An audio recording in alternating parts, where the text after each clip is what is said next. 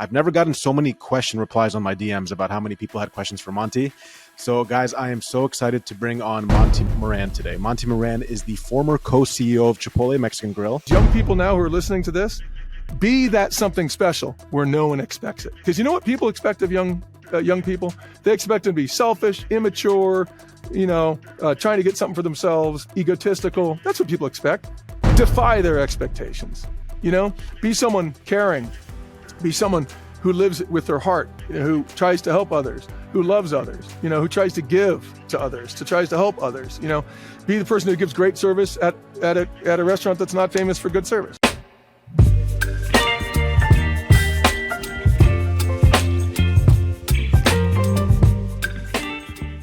How's it going, everybody? Welcome back to the More We Know podcast. The More We Know podcast is the world's mentorship platform. My name is Mir, your host, and this platform was launched for you, Gen Zs and Millennials, to give you access to a high-quality mentor in your pocket, wherever you are in the world, whether you're on the way to work, whether you're in high school, college. A lot of us don't have access to mentors, and so I've created this platform to democratize access to mentorship from some of the best guests in the world. We've brought on people like the founder of Reebok, the founder of Anytime Fitness, the mayor of Miami. We've brought on Gary Vaynerchuk. We've had a multitude of different guests, and by far, guys, because if you know me, I love Chipotle. This is the most exciting interview I've done at The More We Know, because this is one, when I posted it on Instagram yesterday, I've never gotten so many question replies on my DMs about how many people had questions for Monty. So, guys, I am so excited to bring on Monty Moran today. Monty Moran is the former co-CEO of Chipotle Mexican Grill. During his time with Chipotle, the company grew from 8 restaurants to over 2,000 globally. Monty literally got to see the company go from a few hundred employees to over 70,000. And at the peak, he saw a market value go from just a couple million to over 23 billion. He's the author of an amazing book that I highly recommend you guys read, and we're going to go over, which is Love is Free, Guac is Extra. And he has a new book coming out, which he's going to share a little bit with us about us today. But Monty, it is such an honor. I've never been so excited to do an interview. Thank you so much for joining us today. Well, thank you. It's what nice things you said. So thanks very much. It's an honor. Well, Monty, let's kick it off from the jump. Before I even go into audience questions, it's a mentorship platform, so I really like to go off the cusp. It's really focused on, like, if you were in the listener's house right now or at a coffee shop mentoring them. But let's dive into it. Like, obviously, you were the CEO of Chipotle for some time. You worked at a law firm before that, and I want to go back to your childhood, though. Like, who were you as a child? What did your parents do? Walk us back. I talked a lot. I never stopped talking. No, as a kid, if I was to sort of try to categorize myself, I'd say I was super, super curious. So I was always asking questions. My dad was really bright. He was a cell biologist, and he seemed to know everything. It was back in the day when people studied Latin. Like, he spoke Latin. I mean, insofar as it can be spoken. So he knew all the roots to words, and he seemed to know everything. So I was always asking him loads and loads of questions. And to the point where I think I annoyed him a good bit, to be honest. And I actually talk about that briefly in my book. You might have seen that. But I was just peppering him with questions all the time, wanting to learn. And so I was hungry for knowledge, and I would try to find knowledge wherever I could. And, the biggest place I could find knowledge was people. So every single person I met, whether it be the people I worked for and with at Dairy Queen, one of my first jobs, or the homeless people who came into Dairy Queen, where I had some of the most important conversations I had in my young life, or just friends or anyone that I could get, that I could meet, I found that everyone had something to teach me. And I feel the same way today. And I saw, in the book you talk about, as you were growing up, you befriended even homeless people. So talk about that a little bit. Yeah, so I actually worked at Dairy Queen when I was 15 years old. I remember I had to wait till my 15th birthday to start working there. So I was all excited to have my birthday because I got to get a real job. And before that, I had some jobs under the table, putting like handles on pliers and stuff like that. But I got to work at Dairy Queen. I got free food, which I thought was super cool because I had a huge appetite and a big metabolism, thank God. So I ate almost endlessly, burgers and fries and chicken sandwiches and hot dogs and just, normal junk food. But this particular Dairy Queen was located next to a number of mental health facilities and hospitals. And a lot of the people who went into these mental health facilities were homeless folks. And they'd come into the Dairy Queen and they'd sit there, usually just with a cup of coffee, sometimes, all day long, just sitting around a cup of coffee. And I remember one guy in particular who used to come in a lot, and I'd watch him just from behind the counter, he'd sit there and he'd put creams in his coffee in a very meditative way. So he'd get a cup of coffee and he'd put like 6 creamers in there. You know, those little ones where you tear the top off? Yeah. He'd pour them in. He'd sort of watch as they sort of swirled around in his glass, or his styrofoam cup, actually, not a glass. And so anyway, so he'd make this coffee and he'd sit there and wrap his arms around and drink it. So one day I took my break. We had a half-hour break and we had free food. So I took my tray of food and sat down and said, "Hey, do you mind if I join you?" And he looked up and he said, "No, please." And so I sat down. And, you know, it's funny, even though I had seen this guy come in there day after day after day for months, you know, when I sat down with him and he looked up at me, I saw for the first time these beautiful eyes and this really handsome face, very weathered, overly tan. And it looked like he had, you know, been outside a lot, that he was exposed to a lot of weather and rough circumstances. But his eyes looked up at me and I just said, "Hey, just wanted to say hi. I've seen you in here a lot. My name's Monty. What's your name?" And he's like, "My name's Will." And he and I ended up striking up this conversation, which was so awesome that I didn't want to quit my break. In fact, I think I was late getting back to work, but I started taking my breaks like every day with this guy, and he became a great friend. But I learned so much from this interaction with him. Not only, I mean, I was a kid who, you know, came from a family with parents that were still together, and I knew where my next meal was coming from, and I sort of had it good, you might say. And here is this guy who's homeless. And so I started asking him tons of questions, you know, "Hey, so why do you only get coffee? I mean, don't you get hungry?" And he's like, "Well, I don't really have much money." "Oh, really? So do you have a job?" "No, I lost my job." "Well, why'd you lose your job?" You know, and, "Well, I'm homeless." "Why are you homeless? And don't you have anyone you can live with? And do you have any family in town?" And so I asked these questions, Mir, like, I mean, one after another. Now, it might sound to you or your listeners that, wow, that sounds isn't that kind of pushy to ask this? Isn't that kind of like rude to ask this guy, like, "Why are you homeless?" But it turns out I was just curious. I wanted to understand this guy. And the fact that I was curious and wanted to understand him, the fact that I wondered why he was homeless, why he was hungry, why he didn't have money, why he didn't have a job, the fact that I was curious about those things, what did that really mean? Well, it turns out it meant that I cared. Okay, so while I was just curious, my curiosity came from the fact that I cared about this guy. I was like, "Why are you only drinking coffee?" And I remember the first meal, I gave him a burger because I made several for myself for my break. So I gave him a burger and he ate it like, you know, I mean, he was happy to have that burger. And so, but we struck up this friendship. And what I noticed just by asking him these questions is he started to come alive. Like, he came alive in his chair. And like right now, when you ask me questions, I feel like I want to answer your questions because when you're curious, I feel like, oh, you care about what I have to say. Well, he felt the same way when I started asking him questions. And it turns out that I learned an enormous lesson from this. Actually, I learned a bunch of lessons. One lesson I learned was you can ask any question you want of anyone you want, and it will never offend them as long as it's asked from a place of genuine curiosity and a desire to get to know them better.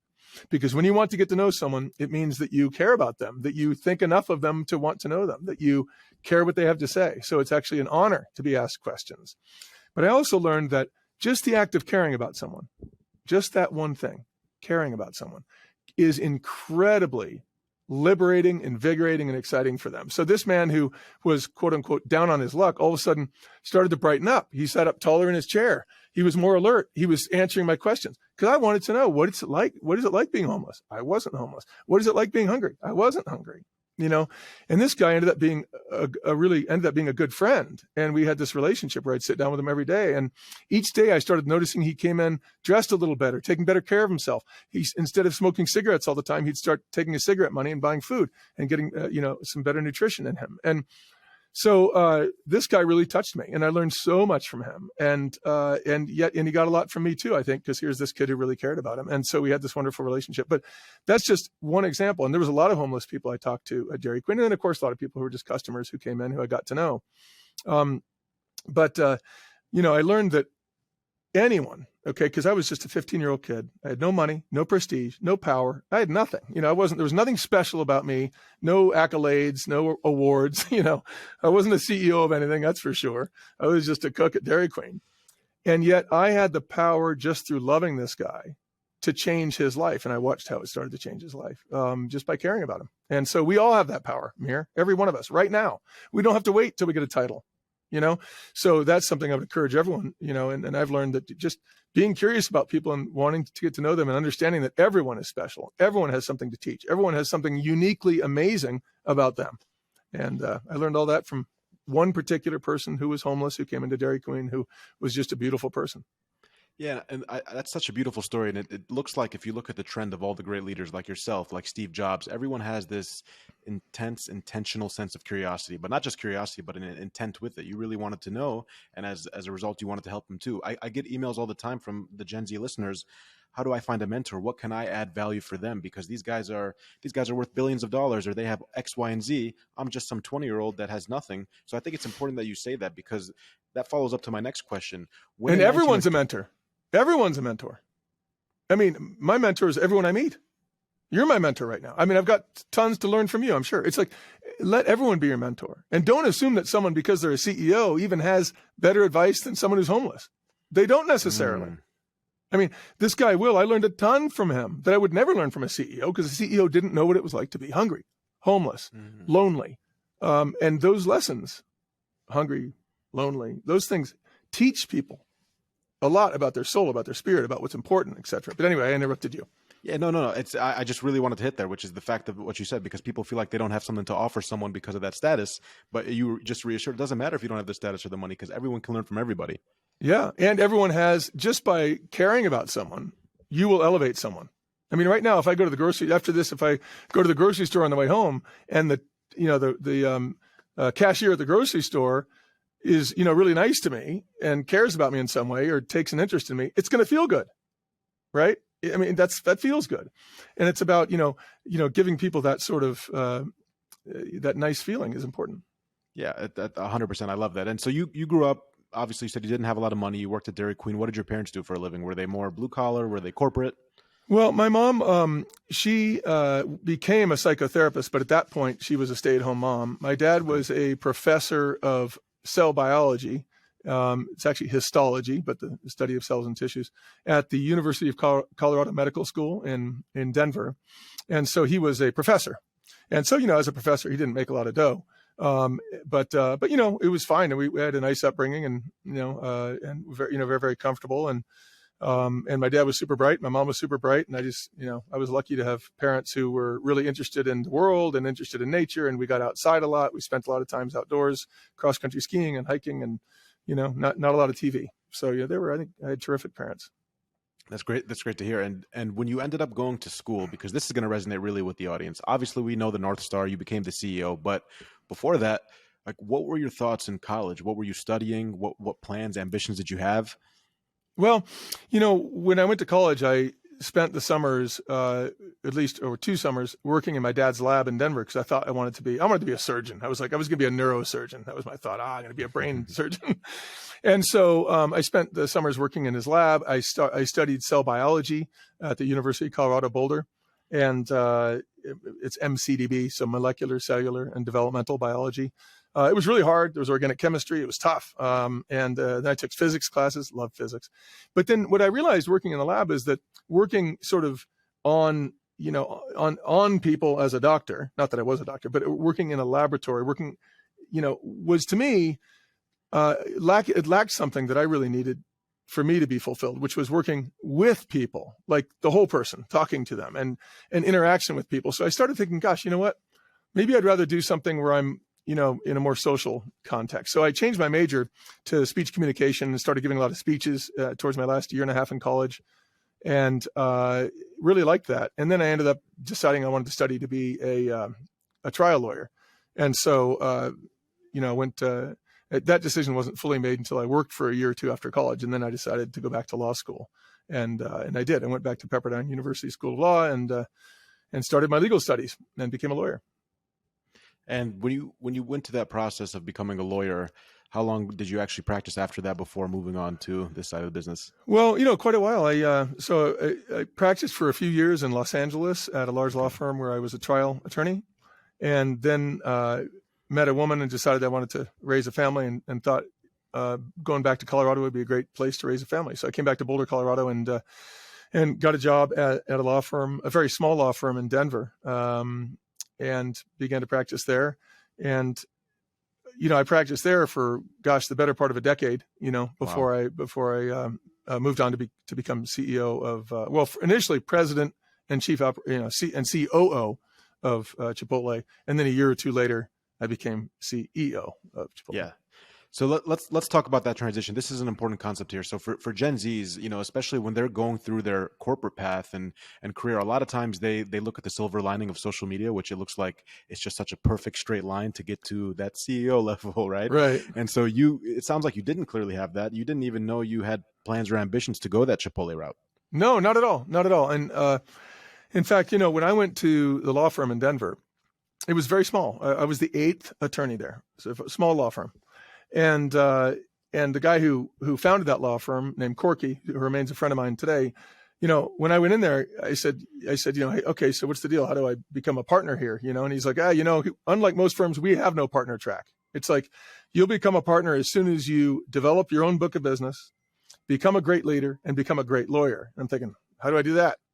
And he's like, well, those 3 things, as soon as you do those, you'll become a partner. So the good news is you can become a partner quickly. The bad news is you don't get there just by coming here every day and working. You got to do something. So I said, okay, that sounded like a good challenge to me. And so I, of those 3 things, I thought, okay, being an excellent lawyer, I'll just work really hard and learn a lot, and hopefully that will happen. Becoming a leader, I said, I don't really know what that means, but I'm sure it'll happen there maybe. And then developing a practice, I thought, oh, that's the hardest part. How am I going to develop a practice? Well, the way I developed a practice is every single piece of work that came across my desk, I treated it like it was a Supreme Court case. I just tried so hard to bring total attention, total excellence to it, tried to learn as much as I could. And I said yes to every little client who wanted to hire me. I mean, the smallest cases, little cases, ash and trash stuff that wouldn't be considered very impressive at all to most lawyers. But when I got these little ash and trash things from clients that didn't have much money, that wanted to solve maybe a problem that was a very large problem for them, but wasn't something worth much money, I would solve these problems very quickly and very efficiently because I knew they didn't have much money, and they'd appreciate it. And in time, they'd tell others. And so I started getting a lot of work coming in, a lot of work. And actually, it came to the point where I was getting way too busy. I was working 80 hours a week. I was billing 80 hours a week. I was working 90. I was going to work at 2 and 3 and 4 in the morning. Wow. And so all of a sudden, a year or 2 into this law firm, all of a sudden I'm phenomenally busy. And I had just started to have young children, and I didn't want to miss out on their lives. So I'd push the morning earlier and earlier because they were asleep anyway, so that I could get home by 6 or 7 to see them before bedtime and have dinner with them. So I started pushing the mornings earlier and earlier, and I'd get there on an average at 7 a.m., and on an average at 6 a.m., and on an average at 5 a.m. And I had my earliest day was 12:30 a.m. I went to bed at like 11, woke up an hour, and I thought, I got stuff to do, and ran into Denver, commuted all the way to Denver. So I went into the office, turned on my lights, and I was working. And I remember looking up at the clock after having worked for what seemed like a long time, and I saw that it was 2 a.m. And I thought, God, wait a minute. And I was loving it. Don't get me wrong. I was having a lot of fun. I was super interested. I was having a blast with my job. But all of a sudden I thought, wait a minute. Okay, so am I a great lawyer? I'm like, I'm getting pretty good. Like, I was doing good work, Am I a great leader? I'm like, no, I'm just doing it all myself. I'm trying to do it all myself. I'm trying to get better and better and better and do it myself. So all of a sudden it occurred to me, while I was a good lawyer and while I had a book of business, 2 of the 3, legs of the stool of partnership at this firm, I wasn't really a leader. I thought, God, I'm not really, I had some people doing the work for me. Anyway, so that night, all of a sudden I just had this epiphany. Wait a minute. I'm sort of all about me getting good, all about me billing a lot, all about me being the best lawyer in the firm or whatever, and trying to be a superstar. But I wasn't helping all the other young lawyers come up, and I wasn't giving enough work to them, and I wasn't helping them to do the work. And so all of a sudden, my life changed. I decided, you know what? Wait a minute. I don't want to just be totally reliant on my own hours to accomplish work for clients. I need to do something more so I can do a better job for clients. And so I started becoming a mentor to all the young lawyers that came in. I started saying, okay, let me give you the work and let me teach you to do the work. And unlike most lawyers, and just real quick, at a law firm, partners almost never give client contact to the young attorneys. They go, I'll talk to the client. You just do the work. Okay. The goal of that is to make sure that the young associates don't steal the clients. Okay. They do the grunt work and I get the credit. That's the goal. That's the normal model in a law firm. But I turned that on its head. What I did is I said, look, to the young associate, if you were a young associate, I'd say, hey, Mir, I'll tell you what, I'm going to introduce you to this client. I want you to do the work. I'm here to help you. But here's what's needed. And I would teach you, and you would start, but you would be the one calling the client, talking to the client, reassuring the client, having the meetings with the client. And And so I actually empowered all the associates at the firm to have direct relationships with the clients. Now, the risk of that was I would lose the clients. Okay. And in fact, when I first started, a lot of the clients were mad at me. They're like, wait a minute, who's this Mir guy? And, you did my work. Wait, no, I'm not good enough for you anymore. And I'm like, no. No, this Mir guy's awesome. And he bills at a lower rate. And I'm still here, but I want to do this work as efficiently as I can for you, which was true. But I'm also like, this Mir guy's awesome. Come in and meet him. And I'd sit down with me and Mir and the client. And I'd be like, hey, this is Mir. Mir's, he's a younger associate, but he's a hot ticket. He's smart. He wants to do great work. And you'd be shaking hands with the client at the end. And then pretty soon, a month or two in, it was you and the client that had the better relationship. And the client was like, hey man, thanks for turning me on to Mir. He's awesome. And I'm glad he bills a lower rate and he's doing great work. Obviously I would be there, right, to help you if you were confused or whatever. So I did this with all the associates. And what happened was it built this incredible culture of empowerment at the firm because I was trying to make all my associates the very best versions of themselves. And by doing so, we were giving way, way, way, way better service to clients at a lower billable rate. And all the associates were stoked, loved their jobs because they were like, man, I'm working for the client. And guess what, Mir? When do you think you'll do better work? If you're doing work for me, which I talk to the client about, or if you're doing it directly for the client? Directly. I mean, directly, right? He's like, the client's looking at your work and going, oh, cool. Or maybe not so cool if you do a bad job. So, that empowerment of being that you're the owner of this client, you're the owner of the relationship. If it goes well, it's because of you, not because I smoothed it over. Now, yes, I'm behind you, helping you with things you might not know yet because I'm more senior. I've got more hours and I know more about the law. But so I started really supporting all my associates. And what happened was just by doing that, all of a sudden, guess what? I became a leader. And not only was it noticed by the partnership, but Corky, the CEO of the firm at the time, said, Monty, well, he made me a partner, first of all. But very soon after making me a partner, he said, you know what? I want to make you the CEO of the law firm.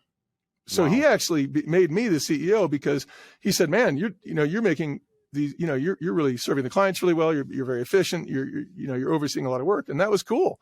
So I was rewarded, okay, by not being all about myself anymore. I was rewarded for, because I'll tell you, it's fun to get good at stuff, right? Like I'm sure Michael Phelps was super satisfied to be, I'm the best swimmer in the world. But what's much more satisfying than becoming the best in the world at something is helping a whole bunch of other people become the best version of themselves. It's just way more rewarding. It's not just more rewarding soulfully, although yes, it is. I mean, that's the most satisfying thing you can do in the world is help somebody. I mean, period, end of story.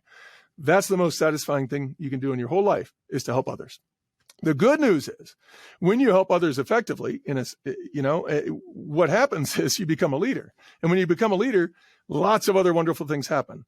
Not only do you feel good in your heart, but in the case of our law firm, the law firm became way more profitable with way more clients, with excellent associates, with a very, very high retention rate. Our associates didn't want to leave, right? Because remember I said I was worried, there is some worry that if you give Mir a relationship with a client, he can later say, hey, I'll tell you what, I'll just do the work. Go to start my own firm.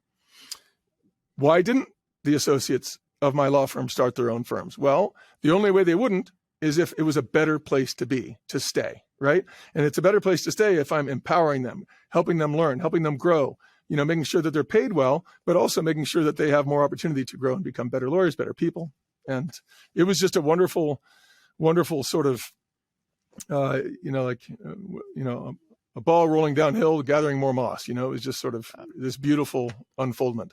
Yeah. I mean, what a powerful story that just has so many lessons, not only about just servant leadership, but also culture, right? Like people want to leave, and we're going to dive into here culture and Chipotle culture. But if you don't have a good culture, things start to fall apart. And it looks like you really embodied and built a culture. But I think the important thing is it didn't look like you were just searching for that title. Like you were doing all the work, right? Like you didn't search for that leadership title. No, I didn't care. I mean, I just cared that, hey, wait a minute.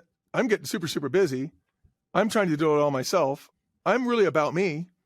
And then let me instead try to make other people good and help them be great. And it paid off beautifully in every single way, right? Because I was having more fun. I didn't have to work as hard. I made a lot more money. I mean, way more, because all of a sudden I could serve way, way, way, way, way more clients. So our firm grew like crazy. We ended up adding lawyer after lawyer after lawyer, and the firm grew. And Steve Ells, who was the founder and at that time CEO of Chipotle, noticed because he, asked me to do some work for Chipotle, and then he came into the law firm to meet with me, and he looked around, and what did he see? Tons of happy people working really, really hard, but stoked, that seemed energized, that seemed enthusiastic. And he said, wait a minute, how'd you build this culture? This is great. Like, I want this at Chipotle. Could you build this at Chipotle? And I said, well, probably not. I'm a lawyer, And I said, probably not for years. And he kept asking me, hey, would you come to Chipotle? Would you come to Chipotle? And finally, he said something that really challenged me and sort of woke me up. I said to him, hey, I'd love to come to Chipotle, but I'm a lawyer, I'm not, I'm a lawyer. And he said, Monty, you're not a lawyer. A lawyer is what you're doing, but a leader is who you are. And if you come to Chipotle, imagine how many more people you could impact with your leadership. Imagine how much more good you could do for people, when you come to a company that's going to have thousands of employees instead of dozens. And I got to thinking, maybe. And so ultimately I just said, okay, I'll give it a try. And I jumped over to Chipotle. And it was very difficult because I loved my law firm, loved all my associates, loved what we were doing together, loved my clients. But I took a risk. I went over to Chipotle for a big pay cut, by the way. I mean, I went to Chipotle. Just to give it raw numbers, I was making over $1 million a year as an attorney at this point. And I went over to Chipotle to make less than a third of that, for my initial salary. Now, I got a lot of stock options and stuff, which ended up being a home run because we did well. But it was a risk at first. This was not obvious. Okay. There were a lot of people telling me not to do it, including my wife at the time. She was like, stay, this is great. You don't need to go over there. So I took some risk, but it felt like the right thing to do because of what Steve said. Hey, this is a chance to help a lot more people, not just our thousands of employees, which became tens of thousands, which became almost 100,000 employees, but also millions of customers who could be affected and thousands of farmers who raise the food for us and suppliers and so forth. So a really big, the ability to affect a huge group of people through this one position. What a powerful story. So you take literally like a huge pay cut. You go from making $1 million a year to taking a bet on a company. Everyone who says the word Chipotle now, it's in our vocabulary, knows how large Chipotle is, but people need to remember when you joined Chipotle, was it effectively in a way like a startup still? It was a small stage company. Yeah, it was still relatively small. Chipotle, when I started being general counsel for Chipotle and doing lease work and everything, which is how I started at the law firm. So I started doing work for Chipotle at the law firm, and I got more and more and more involved. At that point, Chipotle had 8 restaurants. By the time I actually went on to become, the president and COO of Chipotle, Chipotle had a few hundred restaurants. So it had a good head of steam, and the restaurants were, we were opening restaurants pretty quickly, and there was a lot of excitement about the brand. So it had a head start for sure, but I've been involved since very early time in terms of my legal work for the company and getting to know a lot of the people at the corporate office. So by the time I actually took the job, it was a very warm landing because I already knew almost everyone at the corporate office and really knew what was going on. I'd already become part of the leadership team, went to all the board meetings, and so there's about a 4 or 5 year window between when Steve said, gee, maybe you should come run Chipotle, and when I said yes. And during that 4 or 5 years, I became more and more involved. And essentially, you might say that Steve was grooming me for the role and to come in, I think, to come in at a very high level in the company. Yeah. And you end up, you end up becoming the CEO of Chipotle. Talk about day one, what that looked like becoming CEO. What was the culture day one? What was your objectives? How did you feel? How did your wife feel? Well, I'll tell you, it was a big, jumping from the law firm to Chipotle was a big change of culture initially, because at Chipotle, there really wasn't well, let me back up and tell it through a story. I made a really good decision when I first started at Chipotle, which was to go into the restaurant and to train to become a manager. Okay. So I went in like undercover boss. I went in, no one knew who I was, and I made sure to be put in a restaurant where no one knew who I was to go through the normal management training program as a normal MIT, manager in training. And so we had this MIT program. It was a 6-week program where people would come in off the streets from Taco Bell, Burger King, or whatever. People had been fired from those places and would go through a 6-week training program to become managers. So I went through that 6-week training program, and I learned a lot through the training program. But the most important things I learned were what was missing. There was no attempt to build a culture. There was nothing very inspiring about it. The lessons we were learning were more mechanical, less about, being a leader, less about taking care of the people around you, less about the beauty of our food, less learnings about the importance of what we're doing as a company, trying to make fast food a great experience instead of a degraded, cheap experience, So the training showed me how much was missing. And one of the most important things that was missing is that our crew level employees at Chipotle had no real ambition to grow up to be managers because no one had told them it was possible. So I remember one time I sat down with this awesome guy who was training me, because the people training me were actually the crew. Okay, these were the hourly employees. That's who was training me. They were training me to cut onions or how to clean the grill or how to grill chicken or, whatever, how to do an inventory. So my teachers were people making, at that time, $10 an hour. They were teaching me. And they were great teachers. And they were phenomenal workers. But I remember sitting down for a break with one of them one day and saying, hey, so what do you want to do in 5 years? And the guy's like, well, this is cool. I like my job.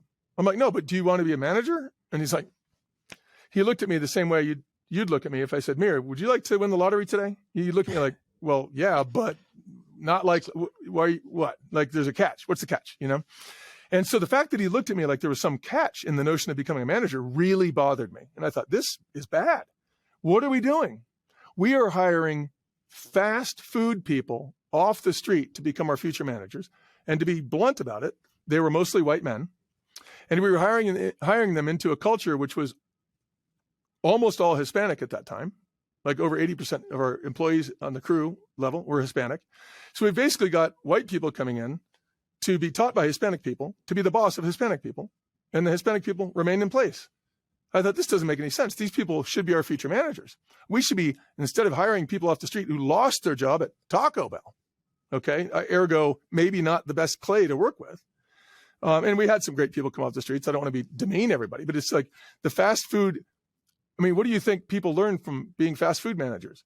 Bad habits, okay? Because we didn't have any fast food competitors that we looked up to. We were trying to change the model. We were trying to be something more special. So I thought what we need to do is we need to make sure that our crew people are inspired. Our crew people see a path to greatness. And so we created this upward ascension whereby crew people could very clearly see that our goal for them was to be the future managers. So I announced, actually when we were going public in 2005, 2006, January is when, but anyway, when we were first going public, I announced in the roadshow that within 2 years, all of our managers are going to come from crew and we're going to stop hiring from the outside and quit our MIT program entirely. At the time I made that announcement, it seemed crazy because it's where we got all our managers. But sure enough, within 2 years, we had about 80% of our managers come from within from crew. And a year later after that, it was almost 100%. And when our managers all came from crew, just like at the law firm, where I tried to empower the youngest associates, at Chipotle, I tried to empower the entry-level employees. And guess what? 99-point-something% of our employees were entry-level employees. So if you're going to have one person empowered at your company, do you want just the CEO and the CFO and the CIO, whatever, just those guys empowered? No, it's much better to empower the 99% of the people by saying, you guys are our future. You're going to be the leaders of this company. Here's how you can do it. And the answer to how to do it was what we ended up calling the Restaurateur program. We wanted all of our people to learn to become leaders. And to lead meant to be able to basically to be able to build a culture of all top performers empowered to achieve high standards. And these are big, big words that are very important, and we define them. So I defined top performer and I defined empowerment, and those are very important, okay? So at Chipotle, a top performer was someone who basically did great work and made others better, okay? So I had a longer definition. Top performer is someone who has the desire and ability to perform excellent work and through their constant effort to do so elevates themselves, the people around them, and Chipotle. That was my definition, precisely that. But really what that means is to be a top performer at Chipotle, it wasn't good enough to do good work or do great work. You had to do great work and have a positive impact on the people around you. Okay, so that's what a top performer was. Empowerment, meant feeling confident in your ability and encouraged by your circumstances. Okay, confident in your ability and encouraged by your circumstances, such that you feel motivated and at liberty to fully devote your talents to a purpose. Okay, so empowerment, I like things come in twos, I guess, but empowerment, confident in your ability. How do you create that in somebody? Well, you train them so that they know what they're doing, so that they feel like they know how to cut the onion, they know how to grill the chicken, they know how to clean the grill, whatever it is. That's the easy part, okay? Confident in your ability. And encouraged by your circumstances. How do you create encouraging circumstances for someone? Well, to bring it back to the very beginning of this podcast, just like I sat down with Will at Dairy Queen, okay? I didn't sit down to try to create encouraging circumstances. I just sort of liked the guy and was concerned about him. But that kind of meant that I loved the guy. I cared, okay? How do you create encouraging circumstances for someone? You care about them, love them, be committed to them, be curious about them, want to make them better. I want to help them be the best version of themselves. So at Chipotle, what I taught is the methods by which people could demonstrate clearly to their people the right training so they could be confident in their ability. But that was easy. They were already kind of doing that.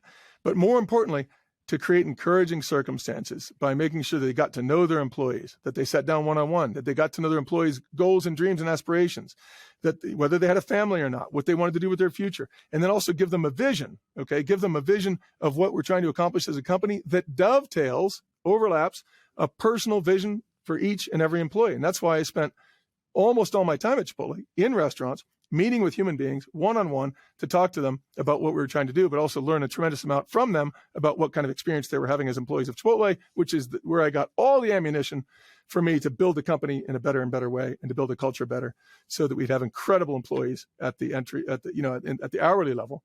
And those employees became, and it worked, those employees became our future leaders. They became our managers. In 2015, we promoted 10,500 people from crew to manager positions. 10,500 people in 1 year. So it became a complete vacuum of these incredibly beautiful, wonderful people who came in at $9, $10, $11 an hour back then. It's different now. And then very quickly, we're in positions of leadership, not only making a lot more money, which is wonderful, but actually feeling fulfilled, being able to impact others positively, being able to change people's lives. And Mir, those people still write me emails every single day. I mean, every day I get emails, texts, phone calls from people saying, thank you so much once again. You changed my life. The culture at Chipotle changed my life. I'll never forget it. What are you doing now? Can I work for you? So it was really fun. It was really rewarding. And you see that culture, interestingly enough, still embodied today in Chipotle in 2022. You go into a Chipotle, you look at that career path and the investments they make from even tuition benefits. And it looks like that culture has continued to transcend since you left on what it means to be an employee there and being more than an employee effectively, right? Being a part of that Chipotle family. Yeah. So from what I understand, they still have the restaurateur program. I know there's been a lot of changes, I won't get into, whether those feel right to me or not, but the key thing, okay, whatever business it is what we need to, and this isn't just true in business, by the way, Mir. This is true in the country, any country, the globe. What we need to do is understand that the magic of leadership is not about making ourselves better, but by earning the right to deserve to lead others. And the only source of a leader's power is that others choose to follow. Okay. The only source of a leader's power is that others choose to follow. If people are following because they have to, that's management. Okay. If people are following because they've been manipulated because, hey, show up tomorrow at 6 a.m. or you're fired, that's not empowerment. That's management. Management is never empowering because management, any kind of management is about manipulation. Okay. Carrots and sticks, rewards, bonuses, punishments for coming in late, bonuses for doubling your output. But basically all that stuff treats people like they are a cog in a machine. It doesn't respect the beauty, the incredible skill and talent and uniqueness of each individual. If you want the incredible talent and uniqueness and brilliance of every individual, and by the way, everyone is brilliant. Everyone has a lot to offer. If you want to tap into that brilliance, that fire inside a human being, the way you do it is basically you have to empower them. You have to make sure that they're confident in their ability, yes, but most importantly, encouraged by their circumstances, that you are treating them as though they're very important, that you make sure that you're giving them a vision, that you're helping them achieve their own vision for their own purposes so that they're working for themselves in advancing your company. Okay. So that's the key. And as a country, we need to harness the brilliance of the 330 million people in the country. Okay. We need to set the people free to be at their very, very best. How do you do that? Care for them. Don't pander to them. Don't criticize them. Don't sow the seeds of racism, and don't pretend that the country is so divided, because it's not that divided. Okay. That's another whole set of, I could talk about that for weeks, but the country's not divided. When you talk to the 330 million people, they tend, and I did a whole documentary on PBS, Connected, A Search for Unity, my TV show, where I went out and interviewed people in the country, tons of people from all different walks of life, from all different races, colors, backgrounds. And what I found over and over and over again was that people are brilliant. People have a desire to help others, to care for others. People love people of other races. People, it's like there isn't this general theme of racism and hatred. And that's not a general theme with people in our country. It is a general theme in the media. It is a general theme amongst some of our top leaders, unfortunately. And people use that to try to divide people to get more power. And that's a horrible thing. But what we need to understand is that the real power comes from not from trying to manipulate human beings, but from empowering them. And right now our media is manipulating us, right? But instead, if the media would instead empower us, or instead be used as a tool to properly lead people. But we got to remember, the only source of a leader's power is that others choose voluntarily to follow. Why would you choose to follow someone? Choose. Why would you choose that? Well, they've got to be someone you believe in, that you trust, that you think will take you to a better place, that you think has a great idea, that you think cares, that you think loves you or loves people or has warmth in their heart. That's why you think someone's worth following. And if someone doesn't have those things, they're not worth following, and they would have to manage in order to get people to do something, and that's manipulation. So really, leadership and management are different because one's manipulative and one is inspiring. You know, I love that, and your documentary is amazing. We're going to have to post all those links in the bio for that in your show, and I think as we see more content. But I think that's important there about leadership and management. You talk a lot about embodying this culture and promoting from within at Chipotle, but the other part about being a CEO is you have to know when to fire people too. Yes. So talk about your concept when it comes to firing managers, firing people. Great question and great timing, because I think listening to me right now, one could say, hey, he seems like a nice guy. He seems like he cares about people, but man, maybe he's a little bit of a softie. Well, no. I mean, you can ask anyone who's ever worked for me. I mean, I'm an intense SOB. I'm intense. I want great results. I want excellence. I want things to be phenomenal, not okay. And so I can be tough. Love is tough. Love is angular. Let me give you just a simple example. If you're a parent and your 13-year-old daughter comes home with a joint in one hand and a glass of scotch in the other, do you say, oh, sweetheart, let me help get an ashtray. Can you please put out that marijuana cigarette and that scotch? It seems, aren't you a bit young? No, you're like, hey, what's going on? Hey. You knock it off. Maybe you ground your daughter. But you're going to sit down, you're going to have a serious talk. It's going to be a tough talk. It's not going to be all smiles and cuddles, Love isn't all smiles and cuddles. Love is about actually wanting someone to be at their best and insisting that they be at their best, helping them, supporting them, challenging them to be at their best. And when somebody has struggle, by loving them, our goal isn't to take their struggle away. It's to make sure that that the struggle doesn't overwhelm them and that they can use that struggle to become a better, stronger, more capable human being. What does a great parent do, with their child? A great parent, in short, raises their child to not need the parent, raises their child to be free without the parent, to feel good without the parent, to be able to stand on their own 2 feet, earn their own living, chop their own firewood, survive, and not just survive, but thrive. That's what a great parent does, okay? A lousy parent, manipulates the kid and tries to get what they want out of the kid. That's a lousy parent. It's the same with leadership. What does a great leader do? A great leader produces not more followers, but more leaders. A great leader helps other people be incredible at their best. The great leader will help the people working for them to not need that leader at all, but yet will probably still want to work alongside that leader for the very reason that that leader keeps promoting their well-being, promoting their growth, promoting their betterment. So when it comes to I'm circling around your question. So when it comes to firing people, when somebody, for some reason, like at Chipotle, if they just weren't interested in the vision, didn't really want to serve food, didn't care about serving customers, if that didn't float their boat, that's fine, but they shouldn't work at Chipotle. If someone was a leader who couldn't become a leader, but instead was managing and manipulating and just couldn't get rid of the habit of manipulating people, threatening people, trying to be a big boss in charge, trying to be a badass, whatever you want to call it, trying to be a tough son of a bitch. I don't mean tough son of a bitch in the right way. There's a right way to be a tough son of a bitch. But I mean just trying to be powerful and keep the power, right? Bad leaders, that is to say, they're not leaders, they're managers. But bad managers try to keep power, build power, gain more power. Hey, knowledge is power. I'm keeping the knowledge. Need to know basis. I'm going to tell you only what you need to know, all that stuff. If you've got a leader like that, if you've got a manager like that who can't become a leader, you got to let him go. Now, by letting them go, is it mean to fire someone? No, it's a gift to fire someone. Because when someone isn't able to perform in any job, whether it's Chipotle or whether it's an employee of the United States government or whether it's our president of the United States or anybody, if they're not able to do a job effectively and in a way that helps others be better, they shouldn't be in that job. By removing them from that job, you are setting them free to go do something that they can be passionate about, that they can do very well, that they can excel in. But by keeping them in a job where they're failing and failing and failing, you're only promoting their continued failure, their continued stagnation. So we need to look at removing people from a job. You do it in a loving way. You don't do it in a nasty way. You don't surprise them with it. You let them know, hey, this isn't working. You got to change. You give them a chance to get better. But if they can't get better in the job for whatever reason, removing them is good. Removing them is the harder right rather than the easier wrong. Removing them helps them go find something where they can be great, and you can put someone better in that job who will now lead the people and help the people in the company be at their best. So I had to fire lots of people, Mir, loads, when I first went to Chipotle. I had to fire lots of very high-level executives. I didn't like it. It was no fun. I don't like firing people. It hurts.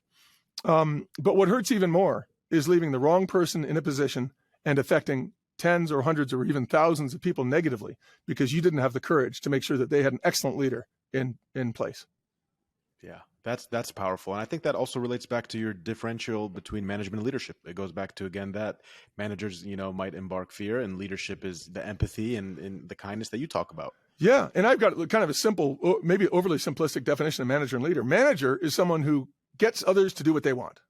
Managing is getting others to do what you want. Leadership is getting others to do what they want that helps them be at their best. So management is about getting someone to do what you want them to do. Leadership is about getting someone to do what they want to do in furtherance of your mission. So you have to show where the two visions overlap. Hey, I'm trying to accomplish this, but Mir, by doing something that's great for you, you'll help me accomplish together. We're going to move up together. We're going to grow together. We're going to build something together. It's going to make you a better person. It's going to make you feel fulfilled, and you're going to grow. And it's simultaneously going to help this business, which will help others. Yeah. And in the book and other podcast, I see you talk, you have a controversial view on work-life balance. Yeah, I suppose. Can you share that with us? I've got a correct view on work-life balance. Yeah, there comes my ego, right? But I don't know what it means. I mean, that's the thing. Maybe my biggest problem with work-life balance is, what does that mean? And the answer, no one can answer it. Why? Because it means something different to every person, right? It's like, some people, like when I was at the law firm going in there at 3 a.m, there wasn't someone with a whip behind me saying, go in at 3 a.m. Okay. Was that work-life balance? That was going in at 3 a.m. and coming home at 6? A lot of people would say, no, your life's terribly out of balance. But it felt very balanced because I was doing exactly what I wanted to do. Okay. Some other people were working far fewer hours. Was their life in balance? Well, if it's what they were choosing to do that felt best for them at that stage in their life, yes. So the idea of imposing one's own ideas on others, as, for instance, by saying, hey, Mir, I've noticed your work-life balance is out of whack, right? They don't know what you want. They don't know what tickles your heart. They don't know what makes you come alive. They don't know what you're passionate about, right? And so work-life balance is a daft concept, because if we try to impose it externally, we're only disempowering people. And if somebody wants to work loads and loads of hours because at that moment in their life, that's what they're most interested in, why should we stop them from doing that? And, if you would have come to Michael Phelps, 3 weeks before the Olympics and just told him, God, you know what? You're just swimming too much, Mike. Hey, I've said Michael Phelps twice, but he's just a good example that everyone knows, but if you went to, Wolfgang Amadeus Mozart, right? 3 weeks before he was putting together a symphony for the king or whatever he was performing for, he'd be like, get out of my thing. Hey, get out of here. I'm working, so anyway, I don't think we can assume, granted, not saying that every Olympian has a great work life, great life balance, but that's up to them, right? Individual freedom is something that lots of people have fought and died for so that we can have this wonderful country, right? Individual freedom includes the freedom to work hard or work not hard, and to enjoy the consequences of working hard and enjoy the consequences of not working hard. There are consequences of everything we do in life, and we should be able to reap the rewards of those consequences. Yeah. Whatever they might be. Yeah. And I'm sure that the work that you put in from the law firm, from Steve seeing it when he recruited you to Chipotle, he saw all that, right? You can't BS that. You can talk a lot of game, you can't fake it, but the results speak for themselves. That's right. But at the peak, when you're CEO of Chipotle, and on that topic of work-life balance, and you have 70,000 employees, thousands of restaurants, competing for time with priorities is quite challenging, right? Like, walk us through your mind there, how you prioritize your time as CEO. Yeah, great question. So from the very beginning of my time at Chipotle, what I quickly realized, I can't do it all myself. I can't even pretend. I can't even do much of it myself. I can't even do 1,000th% of it myself, right? So all of a sudden you're like, you're in this huge ocean going, how can I affect this entire mass around me of people and restaurants? And so really quickly, what I realized is that the most important thing to do is find out which priorities you can focus on that will have an effect on other priorities. So, you'd make a big list of stuff that you want to accomplish. Big list. You can just write and write and write. God, I wish this would be better. This would be better. So for instance, in a restaurant company, I'll just kind of go with something obvious. We want to, let's see, what can we do that will help our restaurants, be really clean, have clean bathrooms, have fast service, have delicious food, have very few mistakes, have not much food waste, calibrate the equipment correctly, watch food cost, take good care of the food, make sure it's put away quick enough so we don't have spoilage, organize things, keep it clean, keep it tidy. How do we do all that? Those are all priorities, but what's one priority that will cause all those to happen? And the answer was have an excellent general manager. They'll do all that just by that one priority. So then if you focus on, okay, all I'm going to focus on is getting excellent general managers. How do you do that? A, hire people who have the right character, not the right experience, because fast food experience can stink. Okay. So don't hire people just with fast food experience, which is what we were doing when I started at Chipotle. That's what we were doing, hiring people with fast food experience. Hey, you got to have experience to apply here. I said, well, why? Who needs experience? Which is more trainable, experience or character? Well, the answer is experience. You can't train character. By the time someone's 8 or 10 years old, their character is well formed. Not that you can't make some changes, but it's hard. So what I wanted to make sure is that we were hiring people with what I call the 13 characteristics I talk about in the book. Hire people who have the character and the aptitude and the hunger and desire that they can be excellent managers, or should I say leaders. Okay. The position was called general manager. Okay. But the best general managers were leaders, not managers. Okay. So how can we hire people who have great aptitude? Well, hire people with the 13 characteristics. And then how can we train them to empower the people around them? And that answer was through our restaurateur program, through the definition of empowerment, through the definition of top performer, and teaching them that it's much, much more powerful to make others better than to simply try to be a hot shot ourselves. Okay. And there's my book, I talk in very exacting terms about exactly how to accomplish that. And there are some wonderful ways to do it, and people learn them really well at Chipotle, and it worked. But the bottom line is, by getting great managers in every restaurant, all those other things that I talked about, clean, fast, delicious, well-seasoned, what have you, happened. And our restaurant operations were excellent. And when that happened, all of a sudden we got really busy, and we were able to have huge profits, and we were able to build more restaurants, which allowed us to hire more managers and serve more people great food. And it was just an endless cycle of positivity. But that all came from one priority: excellent general managers who would build excellent teams of top performers empowered to achieve high standards. The restaurateur culture, as I called it. Wow. Yeah, actually, that's one of the notes that I took from the book. And if you don't know what Monty's referring to, Love is Free, Guac is Extra, which is one of the best titles I've ever heard, by the way. Thank you. It's a great book. The link is in the description below, but you guys are going to see this. This is a book that I rarely like to promote, but this is one of those books, especially for my age group, Gen Zs and Millennials. Gosh, Monty, I know for a fact you wrote it, obviously, but if you had this when you were 18 or 19 or 20, this book, just imagine, how much even more it could have just helped you and give you guidance. Thank you. Right? Thank you. I'm really glad you liked it. Yeah, I tried to make it very simple how to do it. And people, the feedback is that people are like, wow, this makes it so simple, so easy, clear. Yeah. So I'm really glad you liked it. Thank you. Yeah. I loved it a lot. And so I love that really helps us with priorities. What did you love most about being CEO, and what did you hate most? Well, okay, what I love most, and God, I loved a lot of it. What I loved most was that I was able to create a culture which could affect tens of thousands, actually probably over 1 million people in the whole time I was there, that could affect hundreds of thousands, let's say, of people, even if I never met them, right? Like I could help someone have a better life by creating a culture that welcomed them, that gave them opportunity, that was able to see their excellence, care about their excellence, and help them foster that excellence, help them increase their ability to provide for their family, increase their ability to feel powerful and feel useful in the world, And so just by creating that culture, I was able to have a very broad effect on loads of people and help them get a great start towards living life the right way, leading the right way, loving the right way. And that was just wonderful. I also liked that I could make tons and tons of decisions very, very quickly that could make a huge difference to a lot of people and customers, for example. I could choose to, as we did in one example, when we found that one of our pork suppliers was not living up to our protocols and was not treating the animals well, we eliminated that pork supplier. At that moment, that caused us to not be able to have pork in half our restaurants in the United States. It was a huge problem. And our guy said, "Are you serious, Monty? Because if we get rid of that supplier, we're going to be out of pork in half our restaurants." I said, "Do it. We can't have a supplier that's not treating animals well." That was a very risky decision.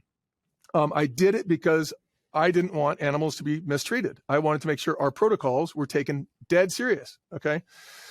But what did happen when I did that? Well, what we thought was, okay, we're going to have a huge loss of sales because people who come in and want carnitas burritos are going to be like, uh-oh, forget it. I'm going to go somewhere else today. Mm-hmm. What really happened, though, is we put a little sign on our counter that said, "Hey, we're out of pork because our supplier didn't meet our protocol." And what happened was, I was told, the biggest marketing win in the history of Chipotle because people caught us doing something good.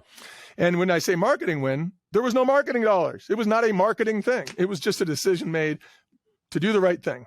And people saw us do the right thing, and all of a sudden it went viral. Like people were like, "Oh my God, did you know that Chipotle wasn't willing to serve the pork because it wasn't up to their standards? Wow, they must give a shit about their food. Ergo, they must give a shit about us. Ergo, it's probably good stuff. Ergo, we should buy more of it."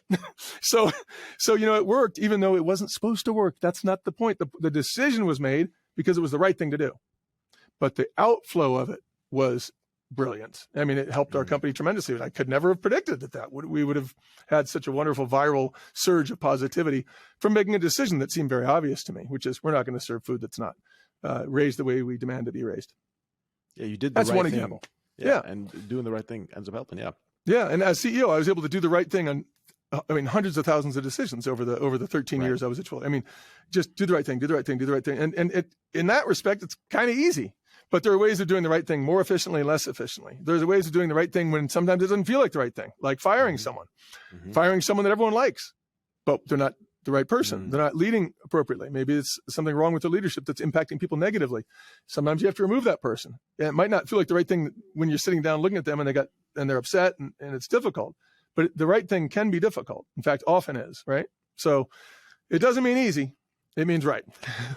I love that. That's a powerful quote there. Yeah. And relating that, it's interesting. You brought up marketing. I'm glad you mentioned that because I made a note. We got over 200 DMs just in the last 2 days about people who wanted to ask you questions. And I was like, nice. Gosh, if we went through all 200 DMs, Monty and I will be here for 7 hours.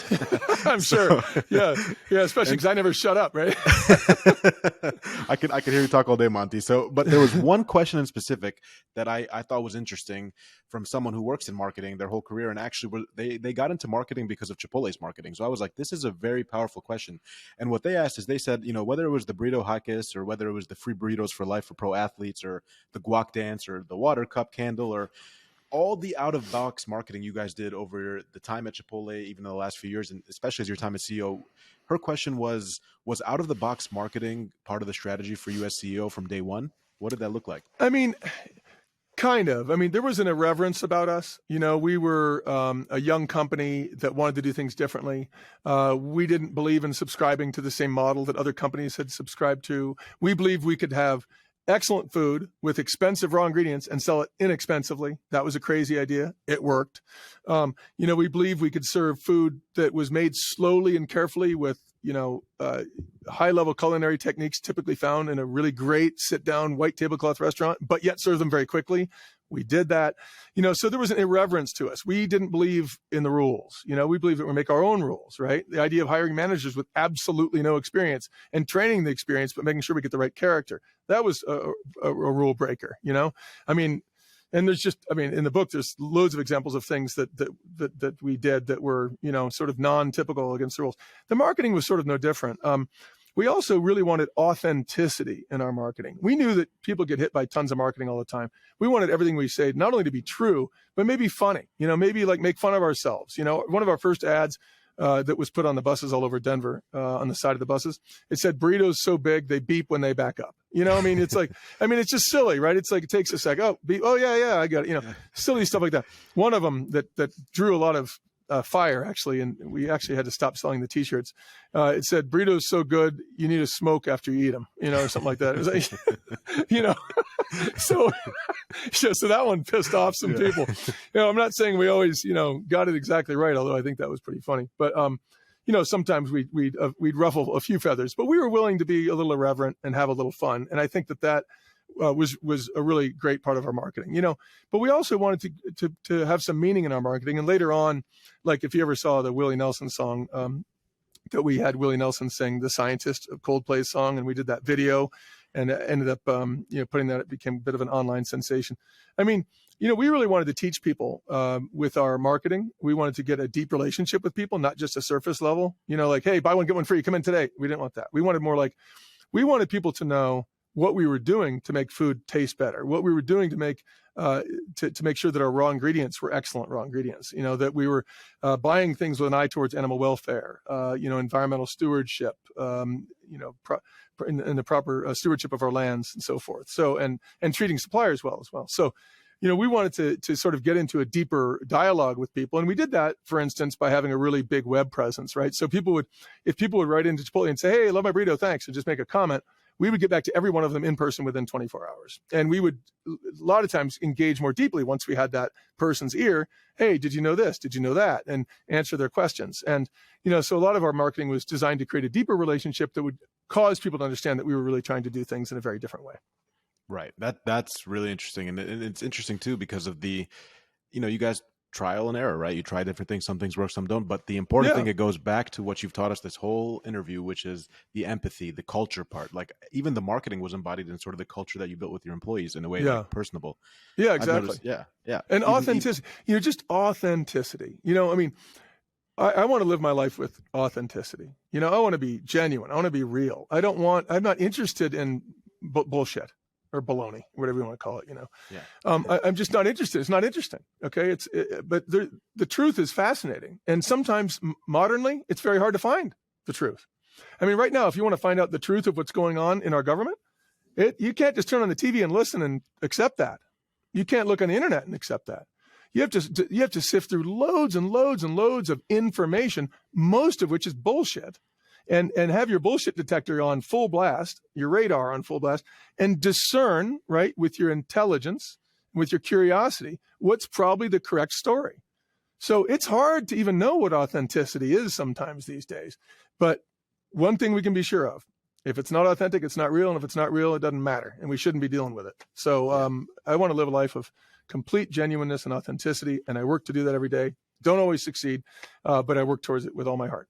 Yeah, and just spending an hour here with you today, it shows me the authenticity and the empath that you have, and giving back to our listeners, because selfishly, you don't really, you don't get much out of it more than that you're helping so many people. And, but I also learned from you today, which is we're mentoring you too, right? From the concept, just the embodied culture. But it feels like that type of loving, this inclusive leadership that you talk about and embodied at Chipotle, unfortunately, in today's generation, to your point, the media and our current leadership is not the same. How do you feel we can bring some of these ideas into the public discourse? And I know you have things you're working on, but how can we do a better job? Yeah, well, I mean, I tried to do it personally with my documentary to kind of show how to speak to people, to show how to love people, to show how loving people are and how wise they are and how much we can learn from people, all kinds of people. Okay. So that's what the documentary is really about. And the feedback from that was extraordinary, and that's wonderful. I'm really glad people liked it and found it so useful. In my book, I'm trying to teach, obviously try to teach people to lead in a way that's loving and empathic and powerful and the right way, if I can be blunt. And then in my new book, which is called No One is a Stranger, it's not out yet, but it'll be out shortly. I really get down in the nitty gritty, the stuff that I cut out of the first book because it was going to be too long. Mm-hmm. But it's really, it's about love. It's about the power of love. It's about how love is is the fundamental power behind everything that's real in this world. And that by tapping into that, we can find a lot more power in ourselves and in our society. So, but blunt to answer your question, I mean, we need to insist that our leaders are authentic, that they care, that they're not just working to make themselves better, but actually working to create, like I said earlier, not more followers, but more leaders. Like I said, the only source of a leader's power is that others choose to follow. Our leaders need to earn their seats by leading in a way that empowers the people that they're leading. They can't just be up there, sort of lining their own wallet. They can't just be up there lining their own ego, and they can't just be up there trying to, trick their way into having a good reputation or getting votes. Our leaders have to have the courage to do the harder right rather than the easier wrong. They have to have the courage to make the heroes the 330 million people they're leading, not themselves. Okay, because when we try to make ourselves a hero, first of all, we will fail. Okay, we try to exalt ourselves, we will be humbled. I mean, it's even in the Bible, but I'm sure it's in every other book that's religious and good. But if we try to exalt ourselves, we typically will be humbled. If we try to make ourselves a hero, we'll end up a fool. But if we try to exalt those who we lead, if we try to empower those who we lead, if we give our power away, this is an important, I want to just stop there. We need to give our power away, Mir. If you want to be a powerful human being on this planet, give your power away as effectively as you can.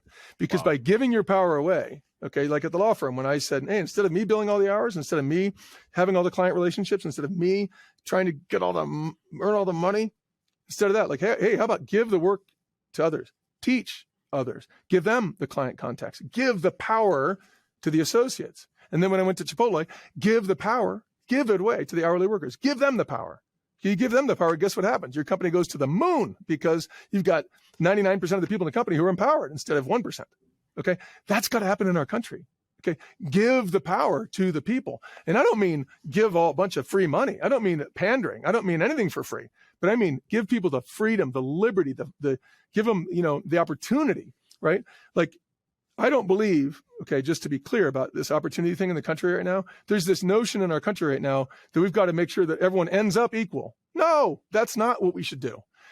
Because people don't want to be equal. Okay, people don't want to be equal. People want to be extraordinary, and they have different definitions of what that means. Some people don't care about money; they want to be extraordinary, an extraordinary artist, or an extraordinary. They throw beautiful pots, or garden beautifully, or be a great farmer. And some people want to be a great businessman. That's fine. You can define it any way you want, and that's why we need to. But what we do need to do is do our best to ensure equality of opportunity, so that kids growing up any neighborhood in the country are safe. So that kids growing up any neighborhood in the country have an excellent teacher who's empowering, who knows how to lead, who cares, who wants to make the kids better, and make sure that laws are applied equally throughout the country to people, so that there's the safety of the law. Equality of opportunity is a goal that's worthy in this country, but equality of outcome, that's just stupid, because outcome, we don't even agree on what's equal. You and I want something different. If we both ended up equal, both of us would be somewhat unhappy, because you would have wanted to do X, Y, Z, and I want to do A, B, C. So allow people to chart their own course in this world. Allow them to chart their own course effectively, so that people can become who they want to become, because the country supports them through our leadership. That's what we need to do. And it's not happening right now, and it's very frustrating to me. Yeah, it's extremely frustrating, and that's powerful to share the what it means to actually lead and have that love with it. And you show that in your book, and you show that on the PBS documentary. Now, illustrious career at the law firm, illustrious career at Chipotle. Do you have plans to get into politics to, do that change? Because I wish we had someone like you leading, because of the empathy that you have. Oh, well, thank you. First of all, thank you. I mean, I'm really honored that you would even ask me that question, Mir. I really appreciate it. I don't know. I mean, I would be willing if I thought there was a way. Politics is so filthy right now, so dirty. Right. So there's cheap shots everywhere. And it just feels like such a difficult thing to jump into if you're sane. Right. And a lot of our leaders aren't, or at least in some ways aren't so sane, or at least ego's driving them into it. But yeah, I mean, I'm tempted by it a lot. I get that question a lot, and I am tempted. If I felt like there was a position that I could get into where I could really help people, I would take that position, because that's my obligation as a human being, is to be empowering to others. I mean, that's my life. I want to do that with my life. And so if I feel like I'm the best person in the right place at the right time to get into a political position and help our nation and somehow help our world, or help the people in it, or even help some of the people in it a lot, I mean, gosh, that's my obligation. I would be honored to do it. Yeah. Yeah, I love that. Well, I hope we see that, because the world definitely needs more leadership like yours. So thank you, Monty. I know we're coming close on time, and this has been such a masterclass on Chipotle and love and leadership, and really taking leadership to a science that's more than just, oh, you need to do this and you need to be here at this time, but that's teaching us what management is versus leadership. But one question I ask every guest on The More We Know as we come into the conclusion is is sort of this mini commencement speech, like your 30 to 60 second, 90-second commencement speech. So 70,000 employees later, hundreds of thousands of people impacted, Chipotle has become one of the most famous brands in the world. What's your commencement speech to kids graduating from high school or college today as they go on to be future leaders and or hope to be like you? Yeah, here it is. I would tell people, don't think about what you can become. Think about what you can give to others. I would say, don't focus on what you're going to be in 30 years. Focus on who you want to be right now, right this moment. Don't focus on the job where you're going to make, $400,000 a year. Focus on whatever job you have right now, whatever you have right in front of you, and just do it with all your passion, all your heart, all your might, and just watch what happens. When you set about living in the present and trying to do something excellent with your current capacities, not with your future. You can't use your future capacities to do anything because you don't have them. Okay, there is no future. Future, as Eckhart Tolle says in his book, when the future comes, it's the present, right? So it's like, there's no future. So don't worry about the future. Worry about right now. Be the best person you can be right now. Don't ask how I can become a hero. Ask how I can make other people heroes. And in so doing, yes, you will become a hero. I mean, it's what Mother Teresa did. She did not try to become a hero. She tried to help others and did help others and gave her heart and her soul and all her effort to do so. And she's one of the most respected women in the history of mankind, if not the most. I mean, and, it's what, you can name a lot of, significant religious leaders. That's what they did. It's what the people we admire most in history did, is they gave, they didn't take. Okay. And in giving, you get, if you want a really rich life, give. If you want an interesting life, give. If you want a satisfying life, give. And how do you give? Start with whoever's in front of you right now. Help them be better. Help them, give them guidance if you can. Give them money if you need to give them to help them get started, if that's really the most helpful thing. Give them your attention. Give them your advice. Give them your counsel. Give them your love. Give them your curiosity. And just spread that around. But really, there are no dead-end jobs. Okay, when I got my job at Dairy Queen, I was stoked. I mean, I got free food. Let's face it, that was pretty cool for a kid I made $2.85 an hour. That was what I made, $2.85 an hour. Yeah, that was minimum wage back then. And yet I got free food, and I got to meet this incredible homeless guy, and a number of other homeless people who taught me lessons that I never thought I'd learn there. I got to meet loads of customers who were wonderful. I got to work with wonderful people around me who taught me and who became friends. And then I went on to become a car part salesman, and I was a janitor. I was a janitor at an old age home, or an old age recreation center, really. And I was a janitor, and I was a mechanic. And how old were you when you were a janitor? So let's see, that was first year of college. So it would have been, I'm 17, 18. No. Yeah. 17, 18. That when I started college. Yeah. I started when I think I just turned 18 in the summer before college. So I've been 17 and 18 when I had that job. Yeah, I was a janitor. And I tell you what, it was awesome because it was one of the few jobs I've ever had in my life. Well, I haven't had many since, where when you were done at night, you were done. The place was clean. You were finished. You locked the doors. You were finished. My job as CEO of Chipotle, I was never finished. My job as a lawyer, I was never finished. And now, whatever I'm doing, I'm not finished with it. But back then, there was a satisfaction of doing something excellently. Cleaning toilets is satisfying. I mean, I got to tell you, it was satisfying. I did it for a couple of years, and it was, it's not always what you want to be doing with your time, but if you focus on it and do a great job, it's satisfying. People got to walk into the restroom and be like, hey, it's clean in here. That's nice. Have you ever been into a fast food restroom that was super clean?